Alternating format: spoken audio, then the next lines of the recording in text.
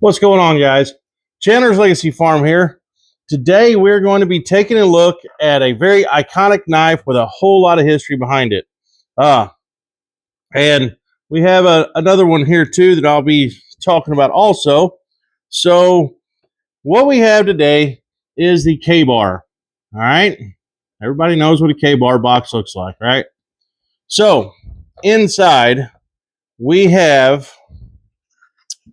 Let's see exactly what they call it. K-Bar full-size U.S. Marine Corps fighting knife. All right. That is what we have today. Look at that beautiful blade. Look at that. I can't get enough of just looking at it. They are so beautiful, my opinion. Now, this is just my opinion. I like them. So they come with the blade is down in this piece of cardboard. And it wasn't in the sheath. The sheath was separate from it, but it was all in the box. And you get this little K-Bar pamphlet that tells the story of K-Bar right here on the back. Tells the story of K-Bar. All right, let's get into some history here. We get the boxes out of the way. Get these two blades set up over here. Let's get into some history real quick. K-Bar was started out as Union cutlery. All right. And at the start of World War II, the need for a fighting knife was quickly discovered. Working with the United States Marine Corps, Union Cutlery, President Danforth Brown helped to develop the fighting knife. It's the 1219 C2 fighting knife. So these blades were used in 3 different wars. They were used in World War II. They were used in the Korean War. They were used in Vietnam. And my grandfather, he was in World War II. I have an uncle that was in Vietnam. So, I've got a little bit of family history with the military. But supposedly the soldiers kept calling these K-bars. That was what they, called them, was K-bars. So the name stuck, and they went from Union Cutlery to K-Bar. All right. This would have been, let's see, this knife was adopted into military in 1942, World War II. There's another story that goes along with this. Let's see.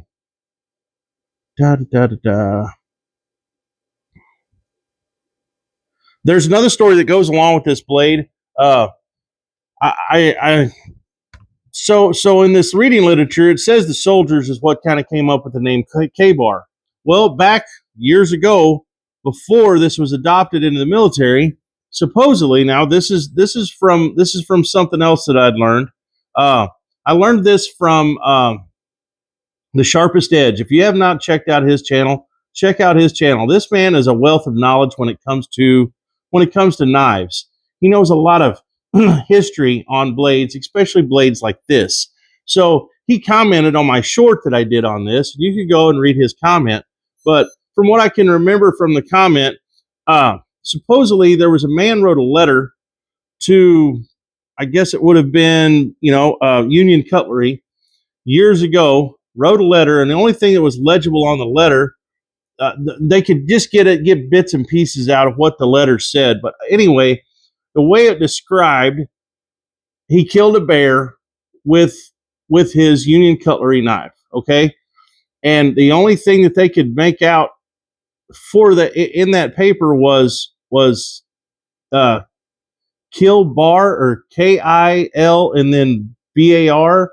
I don't know, but this is just what they could make out. So K-Bar comes from that letter. From that letter, they just changed it from kill bear to K-Bar. Okay, because that's all they could read was K-Bar. I guess maybe that's all they could read on the letter. But so either way, the name K-Bar has either came from the soldiers, like it says in the pamphlet, or maybe from back in the history they already had an idea of going with K-Bar because of this letter. I don't know, but like I said, I learned that from the Sharpest Edge. You guys can look him up on YouTube. He's very knowledgeable. and he does a pretty good job on doing his videos. I really like him. I have me and him became quite good friends. We talk a lot on each other's videos.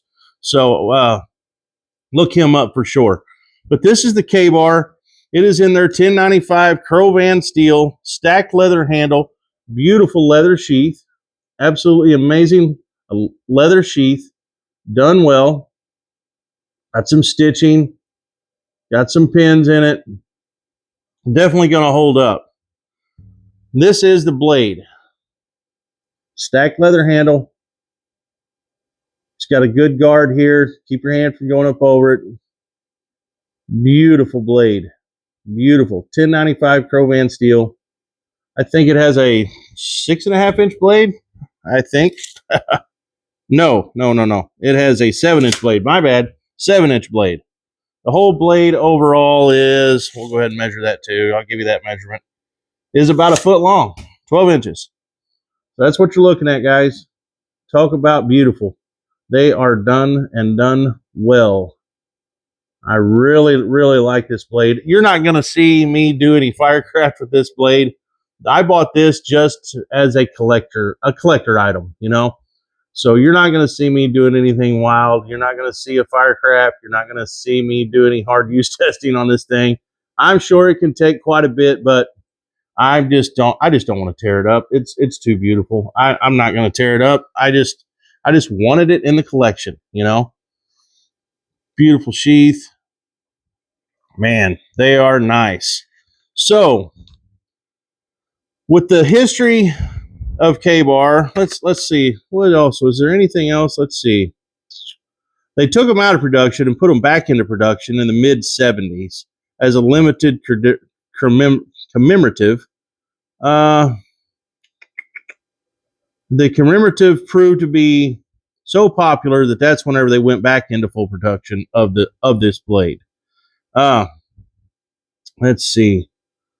They were used in the Marine Corps, the Army, the Navy, underwater demolition teams during World War II. They just have a lot of history. If you are a red-blooded American, you for sure need to have one of these in your collection. If you're a knife collector, you need one of these.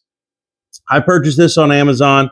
It was $95. It will be on the Amazon affiliate links down below, along with this blade. All right, some people may not know this about Buck. The Buck 119, the company Buck, they also donated thousands of these knives in World War II. So these have a history of being on soldiers' sides also, the Buck 119. So these do go down in the history books as being a proudly served military knife. Now, all these thousands of blades that was donated, they were donated from the Buck company, okay? So the way I understand it, K-Bar had a contract with the military, with the U.S. military, right? And maybe they wasn't being able to keep up with production, or something that Buck just wanted to do just to help out our military. But these Buck 119s, they rode on some soldier sides too, because they were, like I said, they were donated to the military. Thousands of these blades in World War II. So there's some more Buck knife history also. But these are two iconic blades. This one has got all of the history in the, you know, for the United States for winning wars. And this one has probably put more meat on the table than any other blade ever made. You know, this one was everyone's grandpa's, you know, hunting knife. This has been considered a hunting knife all of my life. Until I started doing some research on these knives, I did not know that the Buck 119 had spent any time at all in the military. I just didn't know. You know, I mean, some things people know, some things people don't. This was the one thing I did not know. So this did spend some time in the military. And yes, this is my used blade that I bought at the pawn shop. I didn't break out my brand new one. I figured this one was a good enough representation. So this is the one I got from the pawn shop. I put a nice mirror polish edge on it at about a 21 degree. So still a beautiful knife, beautiful knife. Sheath is a little rough. You can see, they carried it on their side and or throwed it down in a pack or something, But either way, very beautiful knives. They are very beautiful. I love them both. They both have got a whole lot of history. This one has fought and won for our country. This one has fought and won for our country. This one has put no telling how much food on the table. These blades have put food on my table. I done a short the other day on us preparing squirrel dinner. We had squirrel for dinner. That's what we do here. Whenever your country and you was born and raised the way I was, you eat whatever you want, basically. So we a friend of mine had went squirrel hunting, and he told me, he said, I want to bring some squirrels over. I said, all right, bring them over. So me and him and my wife and his wife. In the short, you can see some red fingernails. That's his wife. And then whenever you see another hand in there doing the cooking, that's my wife's hand. She's turning the squirrel. But we made fried squirrel, homemade white gravy, and homemade biscuits. All right. How can you go wrong with a meal like that on a Sunday afternoon? Just saying. So these blades, like I said, these blades have both served their part in American history so well. If you're a collector of knives, you need one of each of these, if not two. I think I have three of these now, but and I'll go ahead and let a little secret out. I've got the Buck Brahma on the way and the Buck 120 on the way. When they get here, I don't know, but the Buck 120 should be here before the Brahma. So, and I think the Brahma is called a 117, if I'm not correct, or if I'm correct. It's a little smaller than the Buck 119. The Buck 120, everyone should know that it's a little larger than the 119. So, videos coming out from Buck soon. Not too long from now, I am going to have a couple more K-bars also on the channel. But I had to bring you these blades. This is my user. This is since I got this from the pawn shop, it pretty much has not left my side. So I don't know, guys. I'm a lover of all knives. I really like these for just everyday use. I don't know. It's kind of hard to beat. It really is. It's stainless steel, 420 HC. I don't know, guys. I really like it. I really like a Buck. I really do. I'm not a Buck fanboy. I love my Essies for everything wood, for everything Firecraft. I love Essies. I actually sharpened the spine on this one, so it will scratch fat wood and will strike a fire seal now. So I can use this as a bushcraft knife if I want.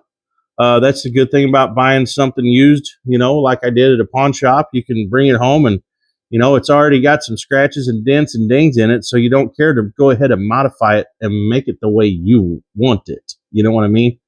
So anyway, guys, two iconic blades, the K-Bar, the Buck 119.